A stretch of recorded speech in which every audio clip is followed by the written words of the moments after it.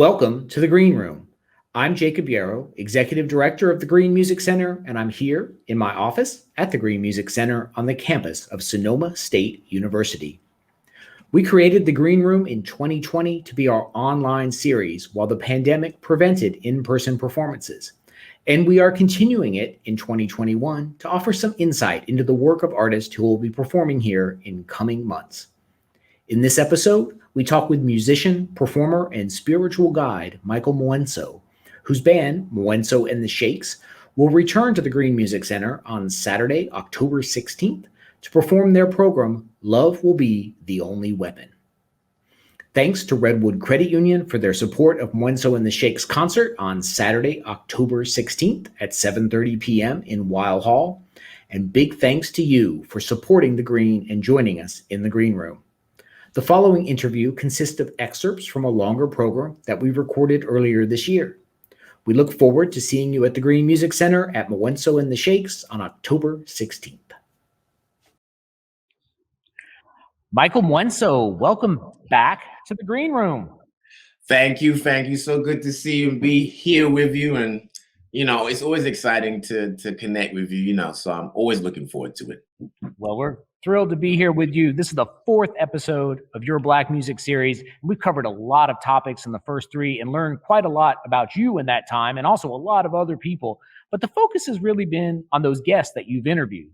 Mm-hmm. Today's episode, we wanted to focus on you and your band, Mwenso The Shakes.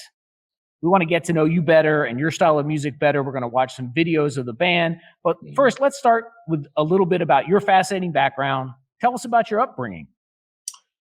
Well, I was born in Sierra Leone, and I was really predominantly moved around Nigeria, Ghana, and then really we moved to London when I was 10. My mother got married to this incredible human being called Roger Harrington, and we moved to London, and sadly he died in a car crash that my mother was driving, and I was also a passenger. He died, and that really changed life in a certain way of just life changing and seeing your mother go through that type of struggle and you being a young boy, and really music really came into the life then in a certain way of being a comforter, because really very soon after that, my mother was deported from London to Nigeria.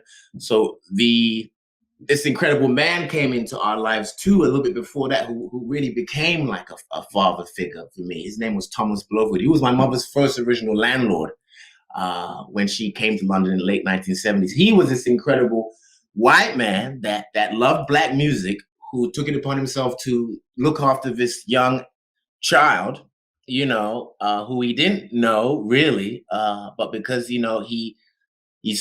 had become close to us in the time I'm healing from Roger dying, my stepfather.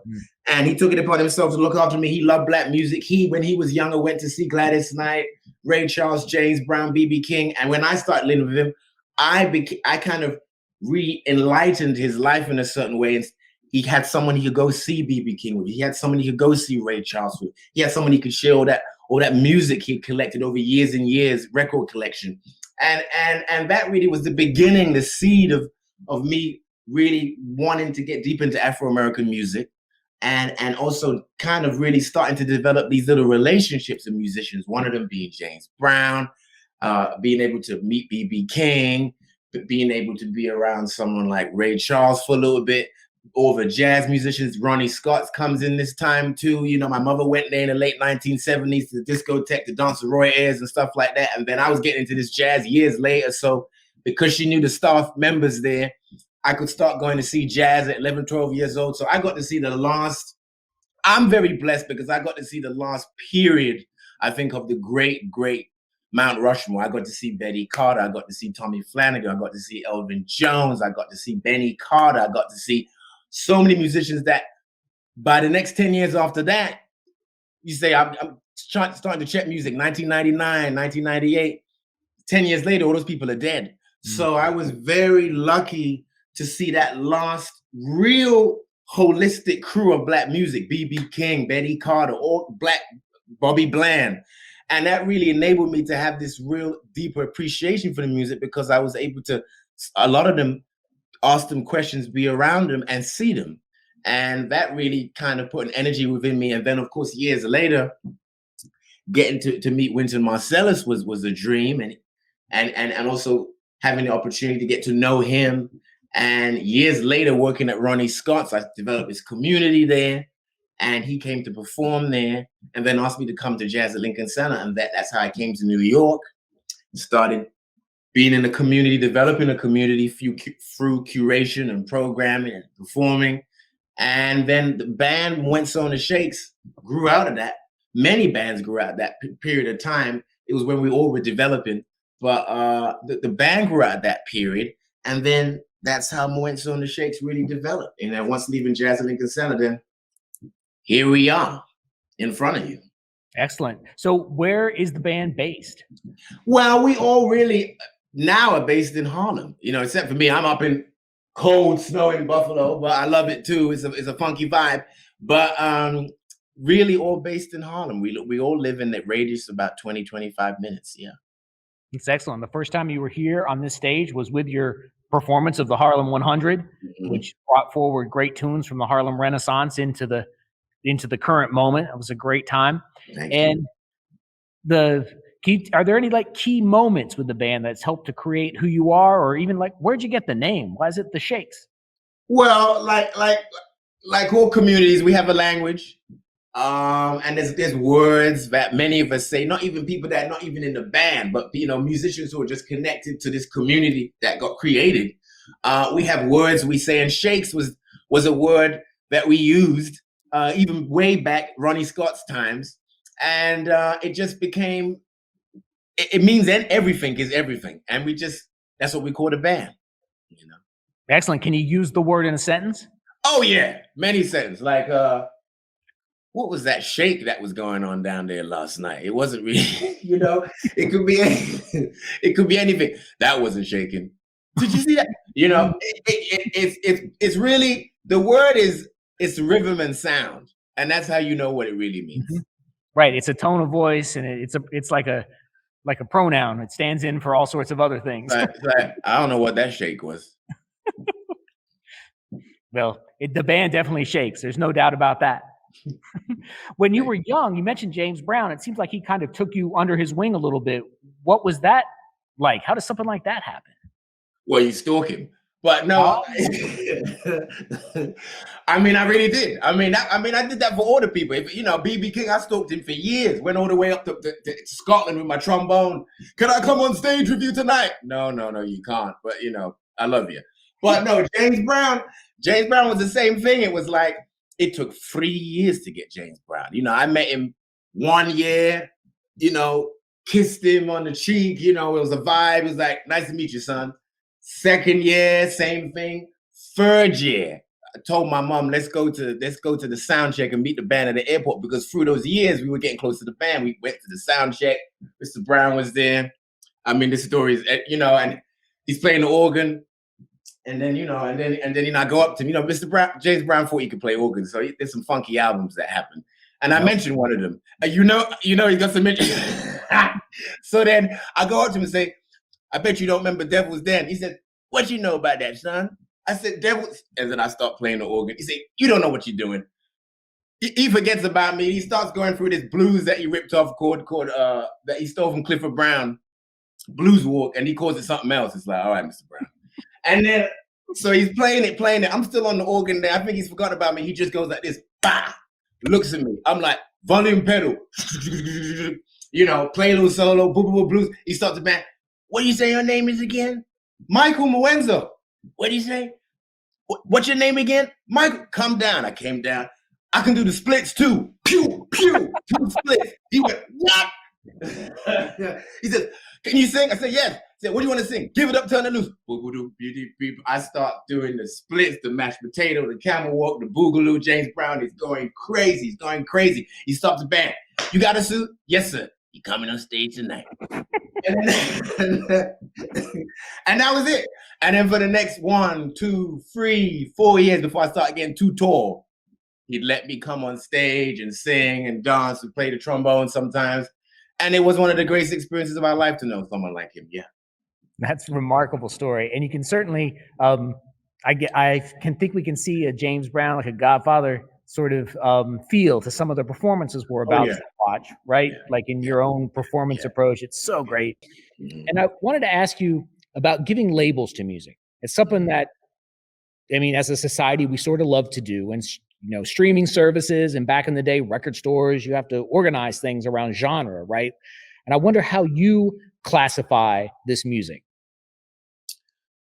Well, first, we want people to acknowledge the history and the ancestral spirit of the music, which is blackness and black people, African diasporic people, and and one of our missions is to present the history of the music in a sort of freak way, and to present it that has past, present, future energy within it.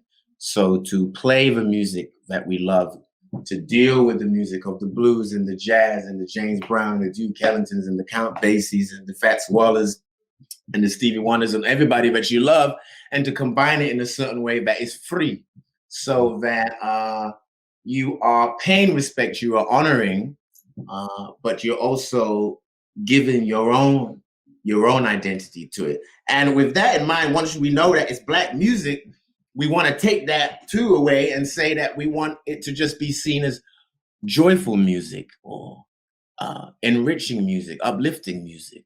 Really, once we acknowledge who created it and where it came from, we want to then talk about the spiritual uh, partake in it. So this is joyful music. This is uplift. This is message music. This is conscious music. And for me, I want our music to have all of that, because that is really the thumbprint of black people. That Mm. they did create message music. They created conscious music. They created intelligent music. They created music that was joyful, uplifting, dance music, and you want to combine that, and to be able to do it in a way where when people hear you, they hear, I always say this, where all black people win. Mm. So that and I always say this, I hate the word world music, but that you do want to play a kind of world music, a reflection of the world. So when people hear it, they hear themselves within the music, not like they hear the music and they go, I don't connect with that. Mm. You know, I want when you hear the music, you want to hear yourself and the people that came before you in the music, and that's what we're trying to do, really. I think that you do an amazing job of pulling forward so many things that have happened in the past, and also making them yours, right? And the freedom that you find in this is what we're expressing here today, with being in touch with a incredible history of music making that is also responding to what's going in the world right now. Of course, very much so. Your music must be reflective of the time you live in, even and that doesn't mean that you don't play music from different times. You bring that music within the time you live in. Mm. See, we don't say that, that's that one old, this one old. No, it's free. It's new music, because when you play it now, this time it's new. So, you want to live in between all times. You want to have an energy that's there with the people that came before you. You want to have an energy that's there with the people that you're presently with, and you want to have an energy there of the people that are going to come after you. And to do that, you must do that in your whole internal life too, to have elders, to have people in your age, to have people younger than you, to really make that a whole thing of your life, so that you live in balance in a certain way. And then the music and the art has a balance to it too. Oh, excellent. Well, if I can be a little technical, Yes. The form of the Mm-hmm. of the tunes we just listened to, and your other pieces as well, the flow between sort of different styles within the Mm-hmm. same song, and there's lots of contrast from, even from like one 10-second chunk to another 10-second. There's a changing texture and tempo and groove, and something will drop out and it'll be like take a pause and then Uh-huh. move forward. How do you like arrange those tunes and pull all those different elements together? How do you think about that? We go like all of it is oral, so Mm. we have the music written. Actually, we can shout out someone that did that, great musician called Brian Carter. He one time, he's a great drummer, and he one time, he plays with us off and on. And he's the one first guy that actually came to the rehearsal. He said, "Y'all need charts. I written them down for you." But no, but we learn orally, and really it's about, okay, this section here, I want it to be African. Okay, this section here, I want a march. Okay, this section here, I want an Middle Eastern energy, like in the middle of No Regrets, you know. And this section, I want like a disco 4/4 beat that could be like in the 20s, but also could be 1970s Resolute. You know, so it's all of that, and you say them, and because the musicians are so we've listened to a lot of music together, so you can just say the references like that. You don't have to go to you just say Middle Eastern. You say English March, you know, and Kyle's gonna know it, or Russell Hall, you know, because they've checked the music out. So it really it's done in references and references of the time and the people that played them and the sounds. Grateful we can share it and your amazing work with the world. I think these are songs of joy, peace, and love that acknowledge struggle and look towards a better future. So all of us at Sonoma State send our love to you, and we look forward to the next episode of this series and being with you again. Thank you, Jacob. You know we love you. You know we love Becky. You know we love Caroline. We can't get enough of you. We love you.